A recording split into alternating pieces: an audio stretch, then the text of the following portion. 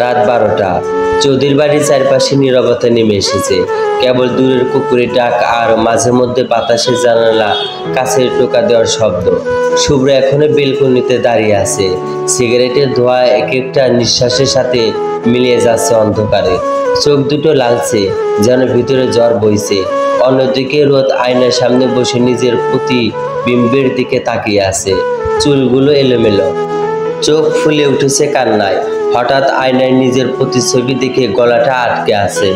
রোদ, আজকে অনেক হয়েছে, এবার আমি আমার মতো সিদ্ধান্ত নেব। সে টেবিলের ড্রয়ার খুলে কাগজ কলম বের করে আনে। কিছুক্ষণ কাগজের দিকে তাকিয়ে থাকে, তারপর লিখতে শুরু করে। শুভ্র, আপনি হয়তো আমাকে বুঝতে চাননি কখনো। আমি আপনার জীবনে থাকা সত্ত্বেও অচেনা হয়েছিলাম। আমি আর এই লড়াই চালাতে পারছি না। এবার আমি আমার মতো বাঁচতে চাই। কথাগুলো লিখে শেষ করে রোদ গভীর শ্বাস নেয়। কাগজটা ভাঁজ করে ড্রয়ারে রেখে দেয়।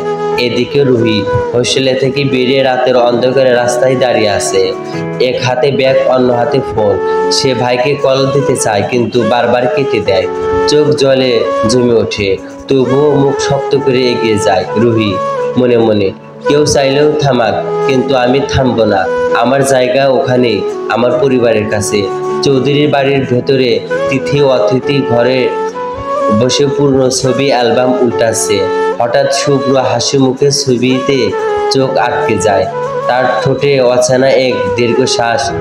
তিথি মনে মনে, এত বছর পরেও তুমি কি আগের মতোই আছিস শুভ্র, নাকি অনেক কিছু বদলে গেছে? ভোরের দিকে রোদ ছোট্ট একটা ব্যাগ গুছিয়ে ফেলে। কাপড় চোপড় খুব বেশি নেয় না, কেবল কিছু দরকারি জিনিস আর একটা ডায়েরি। দরজার সামনে এসে দাঁড়িয়ে গভীর নিঃশ্বাস নেয়। তারপর আস্তে বলে, রোদ, এবার আমার পালা। আমি হারিয়ে যেতে চাই না, খুঁজে পেতে চাই নিজেকে। সে দরজা খুলে বাইরে পা বাড়ায়। সকাল 6টা। শুভ্র ভেতরে এসে দেখে রোদের ঘর ফাঁকা। টেবিলের উপর ভাঁজ করা কাগজ। কাগজটা খোলে। কিছু লাইন পড়তেই শুভ্র হতভম্ব স্বরে, রোদ। সে ছুটে দরজা দিয়ে বেরিয়ে আসে, কিন্তু ততক্ষণে রোদ অনেকটা দূরে চলে গেছে। রোদের এই সিদ্ধান্ত কি শুভ্রকে বদলাবে, নাকি নতুন করে বাঁধনহারা প্রেমের পথেও আরো জটিল বাঁধন তৈরি হবে? প্রিয়রা, তোমাদের কি মনে হয়? কমেন্টে করে যাও।